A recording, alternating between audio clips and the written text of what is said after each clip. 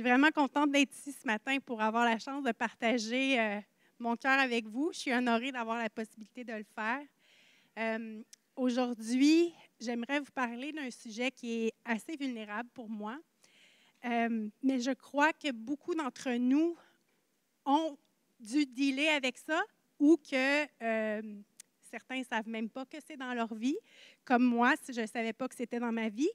Et l'émotion que je veux parler, c'est la honte. Comment la honte peut t'amener à te discréditer, comment le manque d'estime de soi peut t'amener à toi-même te discréditer, de rentrer dans la destinée que Dieu a pour ta vie. Il y a une différence entre la culpabilité puis la honte.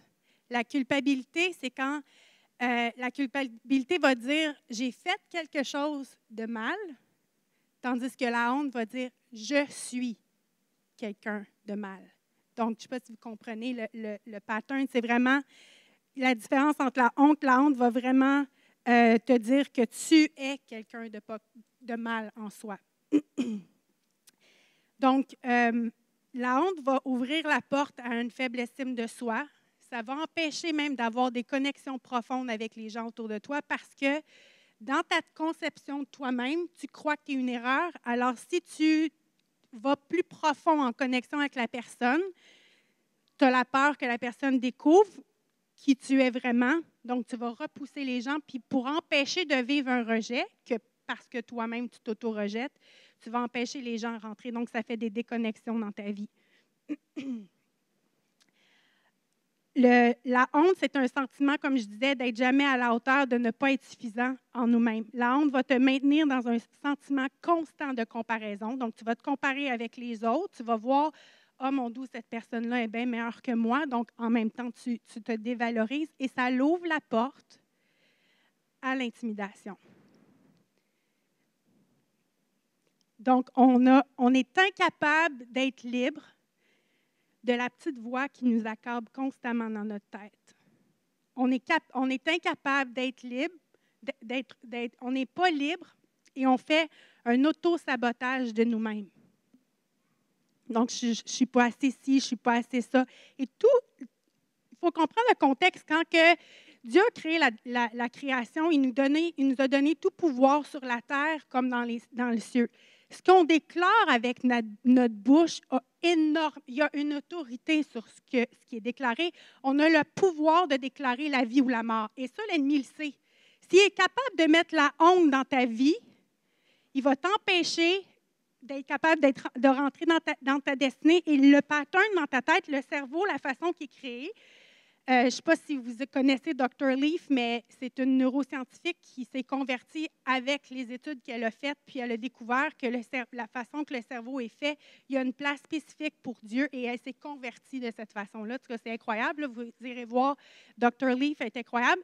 Puis elle expliquait que la façon que le cerveau il fonctionne, c'est comme des petits brocolis. Quand il y a des patterns négatifs qui sont enclenchés, ton cerveau littéralement meurt.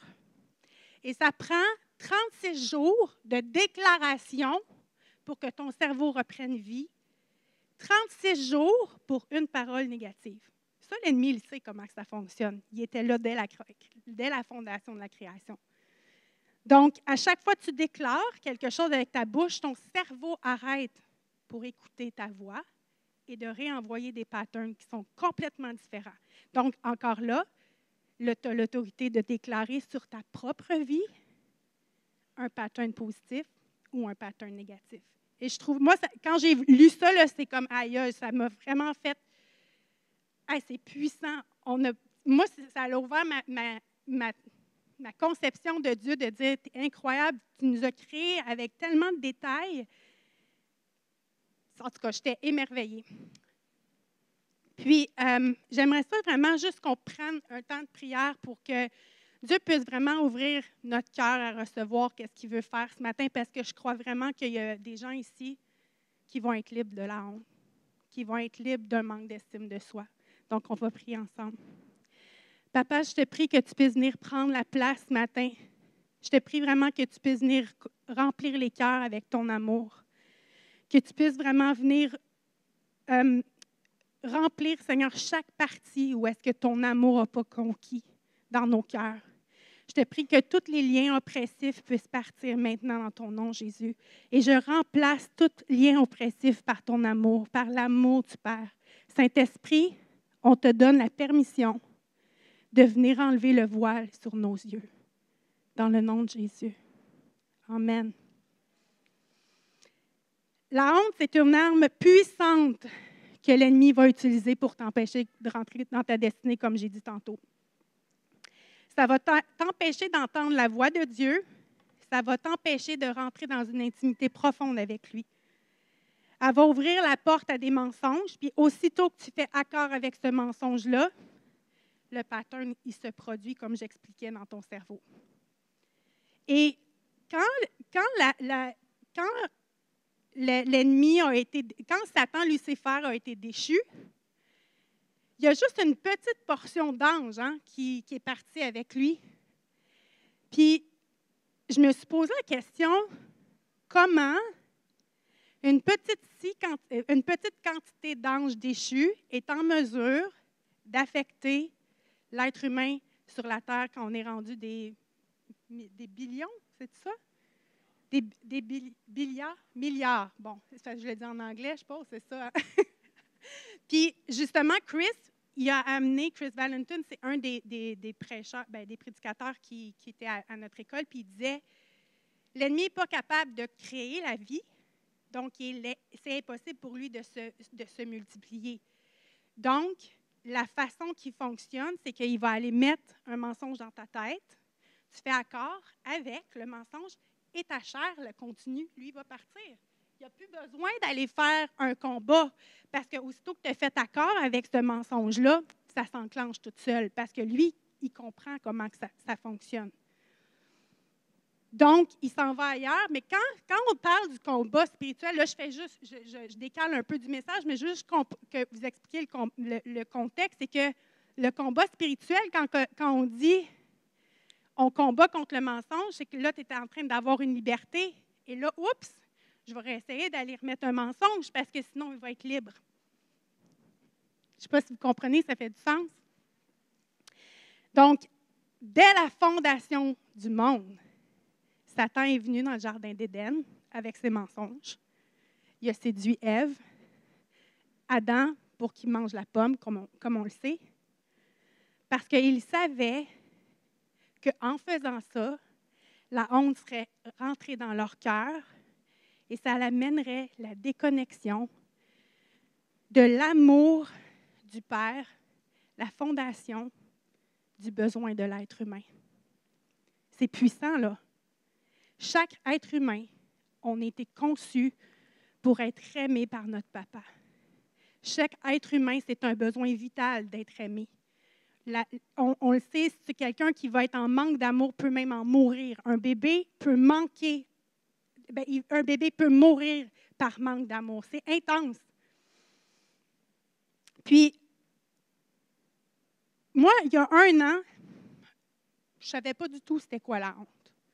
Je savais c'était quoi l'émotion, je savais qu'est-ce que ça signifiait, mais comment elle s'appliquait dans notre vie de façon quotidienne, puis comment elle pouvait rentrer. J'avais une petite idée, mais pas complètement. Puis, l'année dernière, j'ai été à Bethel, comme beaucoup d'entre vous savent, j'ai étudié là-bas 2 ans. À Bethel, c'est une école de ministère surnaturel. Puis, quand j'ai commencé à aller là, moi, je pensais que j'étais pour apprendre à faire toutes sortes de choses dans le ministère. Mais je me suis comme un petit peu trompée. C'est beaucoup par rapport à savoir comment ton cœur va. Beaucoup par rapport à ton identité. Oui, tu apprends les choses au niveau du ministère surnaturel, ça vient avec, mais l'emphase, je dirais à 80 %, c'est beaucoup à savoir comment reconnecter avec l'amour du Père, ton identité, savoir comment ton cœur va, puis tout ça. Puis, au début de l'année, nos pasteurs ils nous demandent toujours d'écrire sur un bout de papier c'est quoi les percées que tu vas avoir pendant l'année. Puis on doit demander au Saint-Esprit qu'est-ce qu'il veut faire. T'sais. Puis moi, j'étais, OK, Saint-Esprit, qu'est-ce que tu veux dealer dans ma vie? Puis j'ai entendu le Saint-Esprit me dire, je veux te rendre libre de la honte. Là, je suis partie à rire, parce que je me suis dit, c'est sûr que ce n'est pas le Saint-Esprit que j'ai entendu, je n'ai pas de honte dans ma vie, voyons, ça n'a pas de sens, tu sais. Puis j'ai comme un peu oublié j'ai oublié ça, la vie, elle a continué, jusqu'à, ça c'est la deuxième année, là. Jusqu'à peu près mois de novembre, un peu avant les vacances de Noël, il y a quelqu'un qui est venu prêcher, puis il prêchait sur comment retrouver son premier amour. Et littéralement, tout le long du message, je braillais ma vie. Puis, j'étais comme, je ne comprends pas pourquoi que je pleure autant comme ça, mais en même temps, dans les dernières années, mon désir de vouloir avoir plus de Dieu, c'était comme un peu affadi.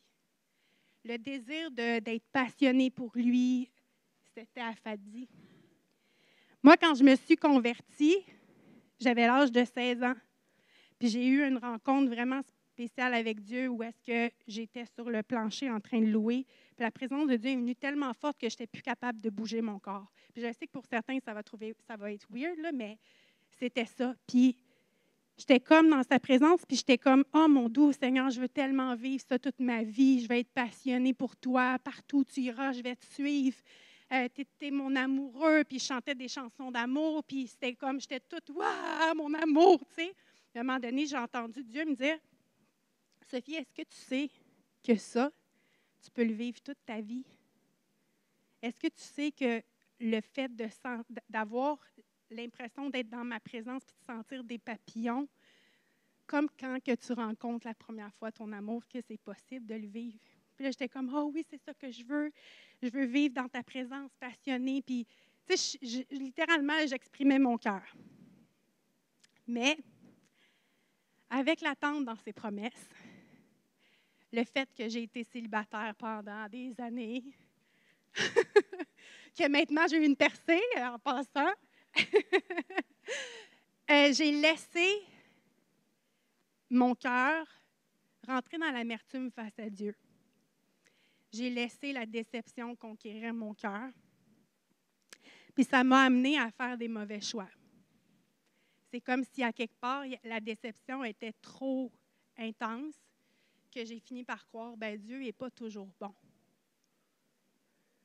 Parce que s'il serait bon, il sait que c'est un besoin d'être marié, puis il le permettrait. Puis, ce qui est arrivé, c'est que ça m'a amené, comme je disais, à faire des choix, à avoir des mauvaises fréquentations, puis tomber dans le péché. Puis, quand ça s'est passé, j'ai décidé de faire la honte mon allié. Parce que à cause de ça, je me suis moi-même discréditée de la destinée que Dieu avait sur ma vie. Une des choses que je croyais dans ma tête, c'est que si je m'auto-flagelle, je montre réellement à Dieu que j'ai une repentance, puis que là, à ce moment-là, je vais être en mesure de reconnecter mon cœur. Malheureusement, ça ne s'est pas passé comme ça. Je pensais qu'en m'auto-flagellant, j'étais capable de rester loin du péché puis de retrouver ma relation avec Dieu. Je passais mon temps à pleurer, puis je me disais, Seigneur, moi qui disais, peu importe le sacrifice, partout où tu iras, j'irai. Seigneur, moi qui disais, partout où tu iras, j'irai. C'est pas ça que j'ai fait. J'ai accepté la honte à ce moment-là. Est-ce que mon amour pour lui avait changé? Non. Est-ce que j'étais moins passionnée pour lui? À l'intérieur de moi, non. Mais à cause de ça, l'ennemi est venu mettre un voile sur mon cœur. J'avais bâti moi-même des murs qui faisaient en sorte que mon sentiment d'amour pour lui avait diminué. Mais c'était mes propres murs. J'avais un sentiment de solitude et que je savais que lui seul pouvait remplir. Mais dans son amour profond, il m'a montré qu'est-ce qui se passait. La honte est rentrée à cause du non-pardon envers moi-même. J'avais demandé à Dieu pardon. Mais dans ma tête, je croyais tellement, puis ça, c'est un esprit religieux, hein? Dans ma tête, je croyais tellement que ce que j'avais fait était impardonnable que moi, je ne pouvais pas me pardonner. Puis j'essayais de me fixer pour arriver devant Dieu en étant, maintenant, je suis parfaite, je suis capable de recevoir ton amour. Je m'excuse, ça, c'est une erreur. Laissez-moi vous dire, Jésus est venu mourir à la croix pour nos péchés passés, présents et futurs.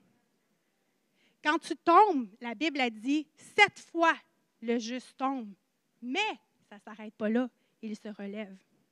Quand tu tombes, tu apprends de tes erreurs. Je m'excuse, là, tu apprends de tes erreurs. Et tu viens avec une autorité, ça vient changer ton chiffre d'atmosphère. L'ennemi, il pense qu'il a gagné sur toi.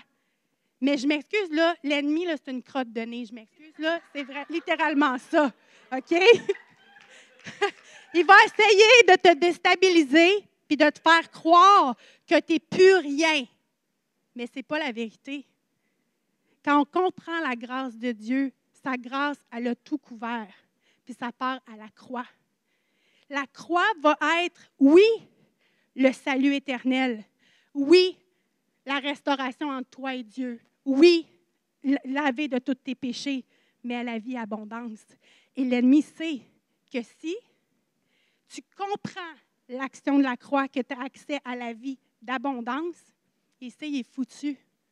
Fait qu'est-ce que tu penses qu'il va essayer de faire? Il va essayer de te mettre plein de mensonges, plein de choses pour te discréditer, pour être capable de rentrer. Et souvent, l'Église, on pense qu'on est sauvé, on a la vie éternelle, on est une ancienne créature et on est devenue nouvelle. Et c'est la vérité, mais c'est une portion de vérité. Il faut comprendre en tant que chrétien que l'Église est appelée à être la lumière du monde. Puis souvent, si on a juste une petite conception de ce qui est la croix, on a de la difficulté à rentrer pleinement dans notre identité de fils et de fille. Et ça, maintenant, pour moi, là, c'est tatoué sur mon cœur. Je crois littéralement que l'identité, c'est la fondation même de la vie avec Christ. Parce que quand tu comprends que tu es sa fille ou son fils, il n'y a rien qui peut te discréditer de son amour. Absolument rien. Rien, rien, rien. Pour revenir à mon histoire, justement, quand que le prédicateur est venu et qu'il a commencé à parler sur retourner à son premier amour, je commençais vraiment à avoir une connexion avec ma douleur de ce que la honte avait produit. Puis là, j'étais comme, oh my gosh, Seigneur, je me suis tellement ennuyée de toi. Puis sa réponse a été quelque chose qui a fracassé mes murs. Il m'a répondu, Sophie, si tu savais comment toi tu me manquais. Je t'ai poursuivi et brisé tes murs jusqu'à ce que tu ressentes à nouveau ma proximité. Sophie, je t'aime d'un amour tellement intense que je ne te laisserai jamais. Il n'y a aucun mur, aucune montagne et aucun nombre que je laisserai entre nous. Et il me dit maintenant, brisons la honte. Et là, il me dit, la honte est rentrée quand tu as accepté le mensonge de ne pas avoir été à la hauteur. À chaque fois où tu as eu l'impression que tu as failli en ta parole envers moi ou envers les autres. Chaque fois où tu as laissé les jugements des autres ou de toi-même te donner une autre identité. À chaque fois que tu as dit, j'aurais donc dû, ou je devrais être tellement comme ça, ou je devrais entrer dans la comparaison. Puis soudainement, il y a eu un verset qui m'a popé dans ma tête, puis j'ai été le voir, c'est Jean 21, 15, puis j'aimerais ça qu'on le regarde ensemble ce matin. Jésus, c'est tout de suite après sa résurrection, ou peu de temps après, il va rencontrer les disciples. Puis Pierre était retourné avec quelques-uns des disciples à la pêche, puis il avait pêché comme toute la nuit, puis il n'y avait pas eu de poisson. On connaît cette histoire-là. Puis là, c'est Jésus, quand il est avec Pierre, proche du feu, il dit, « Alors qu'ils eurent mangé, Jésus dit à Simon-Pierre, « Simon, fils de Jonas, m'aimes-tu plus que le font ceux-ci? » Et il dit, oui, Seigneur, mais tu sais que je t'aime. Et il dit, paie mes agneaux. Il dit encore une seconde fois, Simon, fils de Jonas, m'aimes-tu? Et il lui dit, oui, Seigneur, tu sais que je t'aime. Et il lui dit, paie mes brebis. Et il lui dit pour la troisième fois, Simon, fils de Jonas, m'aimes-tu? Pierre fut attristé de ce qu'il lui avait demandé pour une troisième fois, m'aimes-tu? Et il lui dit, Seigneur, tu sais toutes choses, tu connais que je t'aime. Et Jésus lui répondit, paie mes brebis. À ce moment-là, ce verset-là, c'est devenu comme si je vivais l'histoire littéralement quand je le lisais. Je ne sais pas, il y a des moments des fois où est-ce que tu lis la parole, où est-ce que ça prend vie. Bien, c'est comme ça que je l'ai vécu. Jésus avait dit à Pierre qu'il était pour le renier 3 fois. Puis Pierre avait dit, même si eux te renient, moi, je ne le ferai jamais. Pourtant, ça s'est produit. Après que Pierre ait renié Jésus, Pierre s'est repenti. Mais, puis là, je veux mettre vraiment l'emphase là-dessus parce que pour moi, ça a été un élément clé où est-ce que Dieu m'a montré la honte est rentrée. Parce que Pierre a passé 3 ans avec Jésus. 3 ans à être activé, 3 ans à vivre avec le Fils de Dieu, à apprendre des choses incroyables, délivrer les captifs. On sait l'histoire de comment Pierre a été quand il a marché avec Jésus. Mais il est retourné à ses occupations du passé. La pêche. Souvent, quand on fait un accord avec le mensonge et qu'on croit que ce qu'on a fait est impardonnable, on retourne à nos anciennes occupations parce qu'on croit qu'on est discrédité pour le restant de nos jours. Notre cœur se déconnecte, on perd notre joie, on se coupe de la source qui nous donne accès à une vie d'abondance. La déconnexion se fait littéralement entre nous et l'amour du Père. Jésus, après sa résurrection, il est revenu sur le bord de la plage puis il a dit à Pierre, jette ton filet, et il pêcha une quantité incroyable de poissons. Lorsque Pierre a vu ça, il s'est jeté à l'eau parce qu'il a reconnu celui que son cœur aimait. Juste ici, on peut voir encore la passion que Pierre pouvait avoir par rapport à Jésus. Ensuite, 3 fois, le même nombre de fois que Pierre a renié Jésus, Jésus lui demande, Pierre, m'aimes-tu? Jésus ne lui demande pas ça pour lui rappeler qu'il y avait renié, mais plutôt pour enlever la honte que le reniement avait fait chez Pierre. Jésus connaissait l'amour que Pierre avait et sa sincérité. Pierre avait dit à Jésus, t'inquiète, même si les autres te renient, moi je ne le ferai jamais. C'est le seul dans les disciples qui a renié Jésus. Et Jésus demande à Pierre, m'aimes-tu plus que le font ceux-ci? Et Jésus n'est pas en train d'y mettre la honte dans sa face.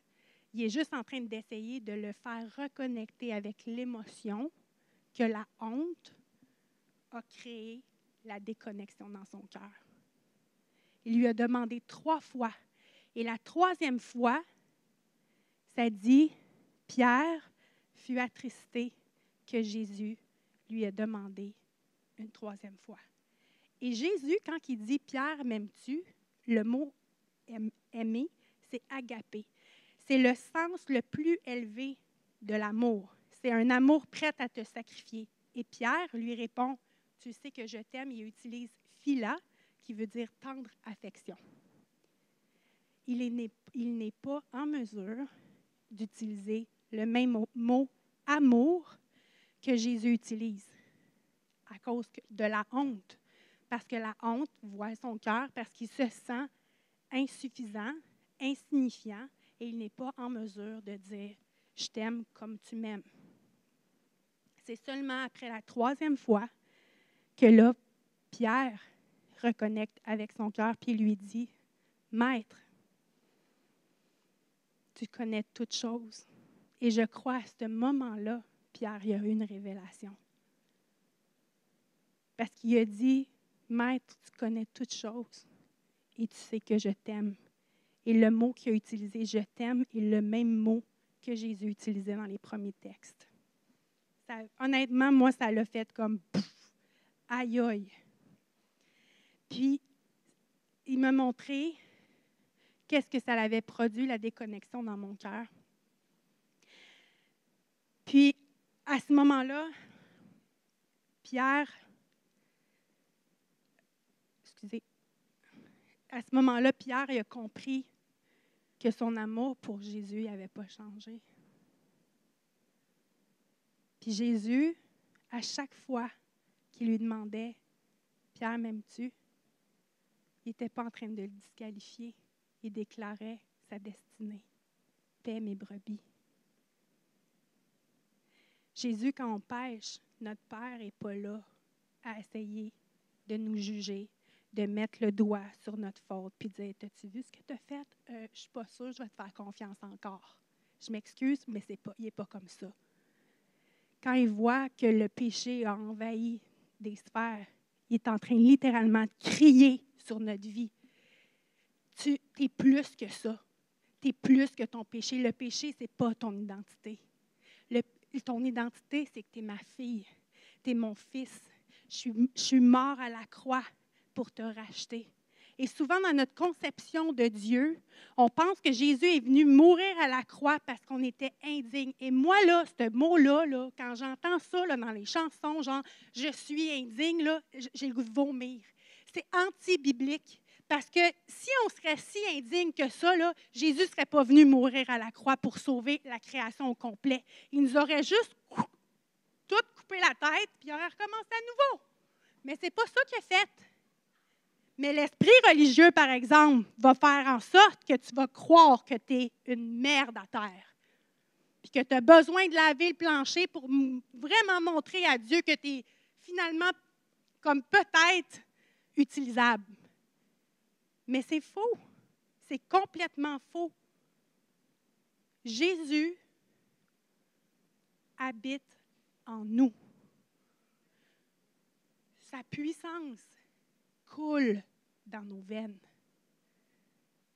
C'est ça qui est revenu racheter. Qu'est-ce qui nous a été volé à la fondation du monde dans le jardin d'Éden? Il nous a redonné notre autorité. Il nous a redonné ce qu'on avait accès. Il a brisé toute malédiction. Il nous a lavés, purifiés. C'est ça qu'il est venu faire. Je ne sais pas si aujourd'hui, il y en a qui combattent avec la honte, mais j'aimerais ça faire un appel. Je sais que ça peut être sketchy de se lever et de faire face. Mais je vous garantis une chose.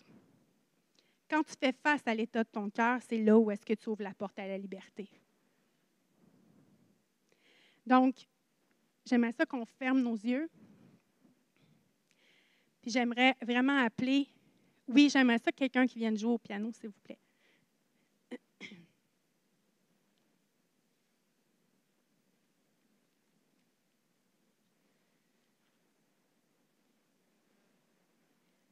J'aimerais ça.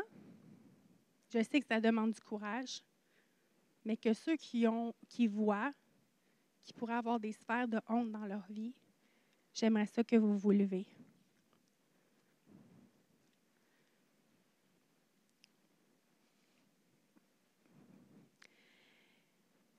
Et on va faire une prière.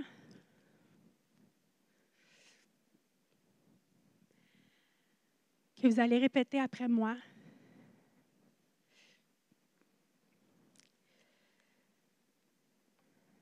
Père céleste,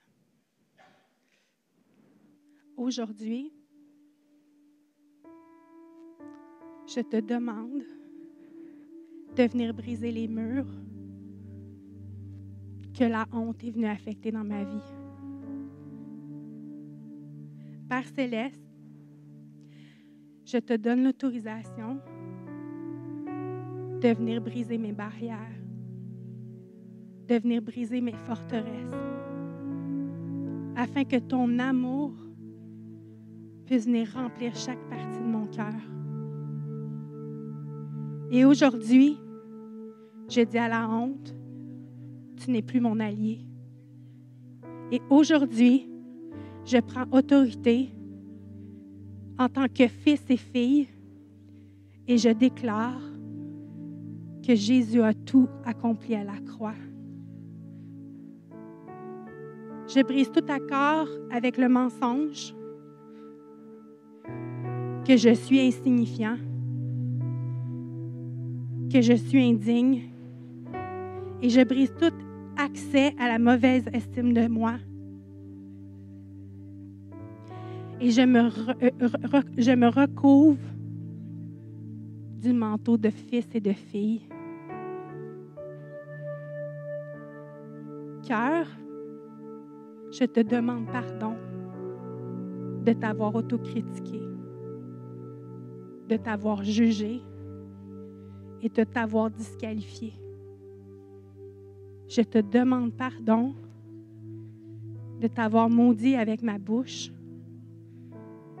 Et aujourd'hui même, je me reconnecte à la source de l'amour du Père. Au nom de Jésus. Amen.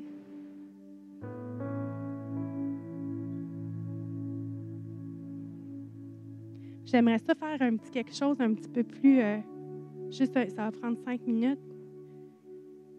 Mais une des choses que j'ai appris avec le sozo qui est vraiment puissante, c'est que quand tu relâches quelque chose dans le pardon, tu demandes à Dieu de venir te redonner ce qui avait été volé.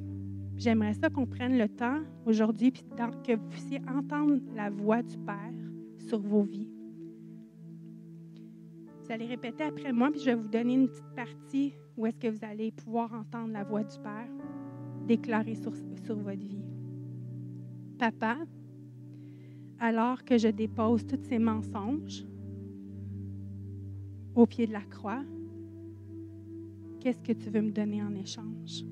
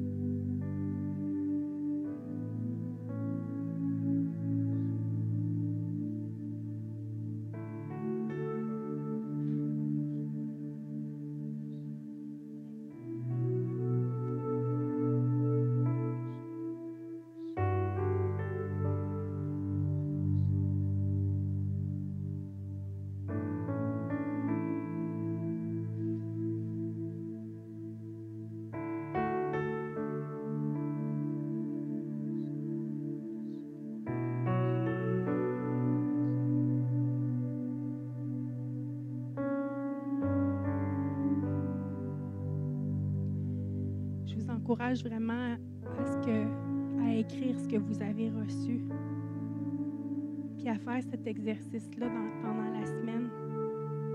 Parce que littéralement, quand on se met attentif à entendre la voix de Dieu, ça change nos paradigmes. Ça renverse les voix qui sont mensonges, puis ça la remplace par la vérité.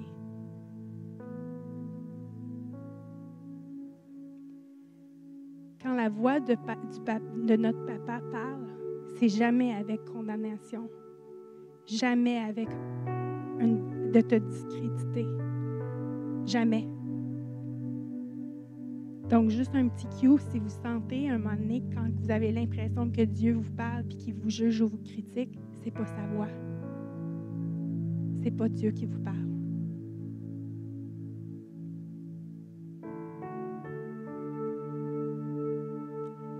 Père Céleste, je bénis mes frères et sœurs ce matin et je te prie, Seigneur, que le dépôt que tu as fait ce matin puisse continuer dans leur vie afin qu'on puisse vraiment être libre, Seigneur, de toute attache qui nous empêche d'être propulsés dans notre destinée. Merci, Jésus. Soyez bénis.